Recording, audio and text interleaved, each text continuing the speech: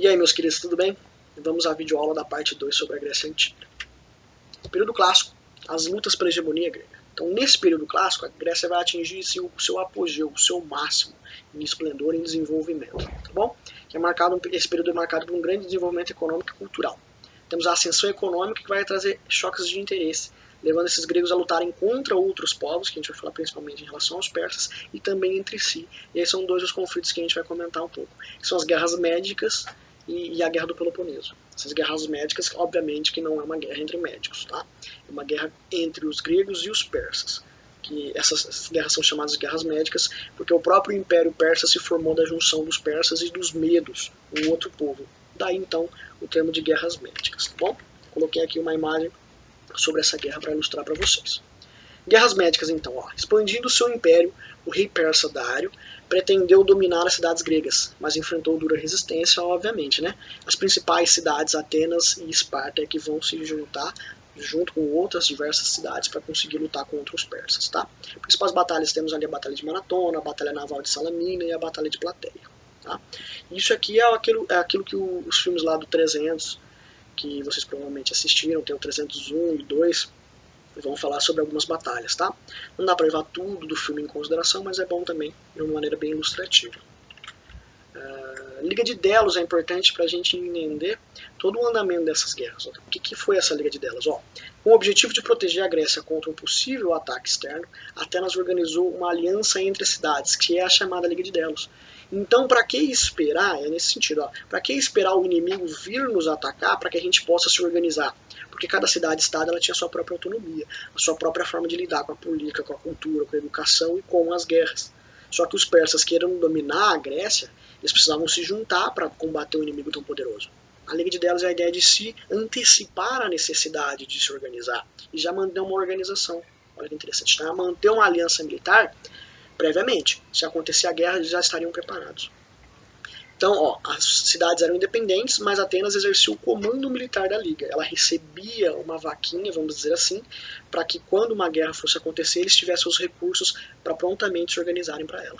Então Atenas foi se fortalecendo com essa Liga de Delos e passando a exercer domínio sobre outras cidades. Então eles vão conseguir ganhar dos persas, conseguem expulsar os persas e Atenas vai ficando cada vez mais rica e mais poderosa por causa dessa Liga de Delos, o controle que ela tem sobre esse recurso, sobre as outras cidades.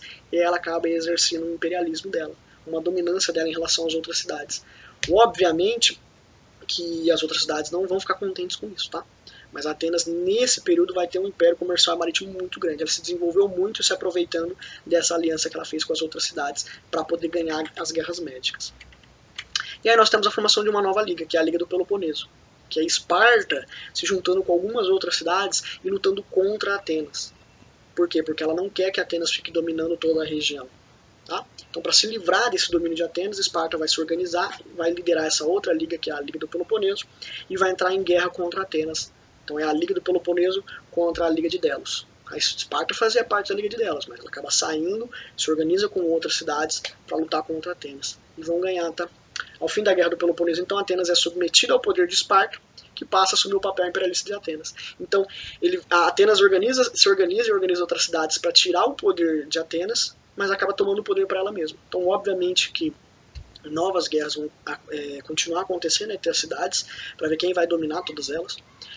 A próxima que passa a dominar a cidade de Tebas. E o interessante de ressaltar é que os persas não desistiram da Grécia. Enquanto essas guerras estavam acontecendo, ela estava financiando as cidades para elas entrarem em guerra umas contra as outras. Por quê? Dessa forma, todas as cidades gregas brigando para ver quem mandava entre elas, todas elas vão acabar ficando mais fracas.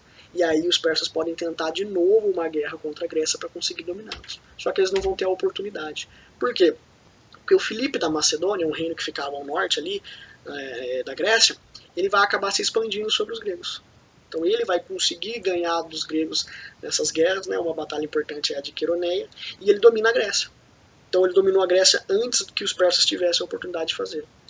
E aí o Alexandre, que é o famoso Alexandre o Grande, trouxe aqui uma imagem dele também, que tem um filme dele também, que é interessante, e ele vai consolidar essa conquista da Grécia, essa dominação sobre a Grécia, e também vai dominar Egito, Mesopotâmia, a Pérsia, os próprios persas que estavam tentando dominar a Grécia vão ser dominados pelo Alexandre o Grande, que era um cara muito interessante. Ele era um general muito importante, muito habilidoso. O próprio Império Romano depois vai se basear muito nas estratégias do Alexandre para formar um exército mais poderoso, o que a gente vai conhecer até então na Antiguidade, né? E chega até a parte da Índia que ele vai acabar dominando, tá?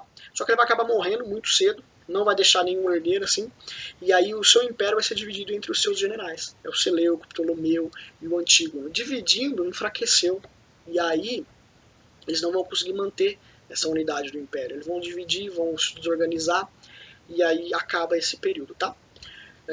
Posteriormente, esse território passa a ser dominado pelo Império Romano. Então, os romanos depois, quando começarem a se expandir, vão dominar tudo o que o Alexandre veio dominando até então. Só que o interessante desse período helenístico, e helenístico vem, é um período que tem a ideia assim, de expansão da cultura grega, tá? Então, nesse período helenístico, o Alexandre ia se expandindo em cada região que ele chegava, ele entrava em contato com essa cultura e misturava a cultura grega com essas culturas, tá? Então, a cultura helenística é a fusão da cultura grega com várias outras culturas, com a cultura dos persas, com a cultura dos egípcios. E isso é muito interessante. Quando o Império Romano passa a dominar todas essas regiões, ele vai percebendo toda essa mistura cultural que foi feita, que é muito importante, que é muito interessante. Tá? E aqui um resuminho básico sobre algumas questões assim, gerais sobre a Grécia. Né? Economia. Então nós tínhamos um modo de produção escravista. Tá? Não acontecia, a gente viu que tinha escravo na sociedade de Esparta, na de Atenas e na Grécia como um todo. Vivendo muitas vezes da agricultura e do artesanato, algumas mais voltadas para o comércio, por exemplo, no caso de Atenas também.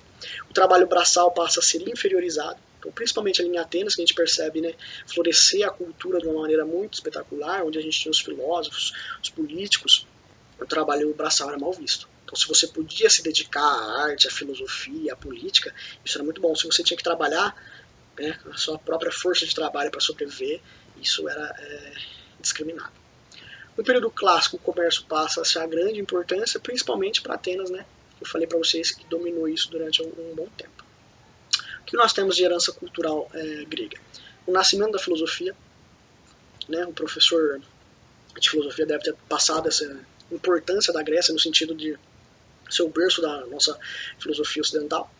E aí caras como Sócrates, Platão e Aristóteles, que vocês devem conhecer. Matemática nós também temos pensadores, né? Por exemplo, o Tales de Mileto e o Pitágoras. Na história nós temos o Heródoto, que é considerado o pai da história. Nas artes tem literatura, teatro, arquitetura, escultura. Então, culturalmente falando, uma civilização esplêndida. Religião e mitologia. Então, a religião deles era uma religião politeísta e antropomórfica. Então, os deuses conseguiam se transformar. E existiam diversos deuses e que vocês devem entrar em contato porque é uma cultura muito fantástica, né? Tem filme de Percy Jackson, Fúria dos Titãs, a história do Hércules. A gente consegue entrar facilmente em contato com a cultura relacionada à religião deles hoje em dia. E essa cultura helenística, então, que eu tinha comentado com vocês, é uma fusão entre a cultura grega e a cultura oriental, que foi promovida pelo Alexandre o Grande a partir do momento das suas expansões. Tá bom? Espero que tenha ficado claro, que vocês tenham entendido. Qualquer dúvida é só deixar aí pra mim.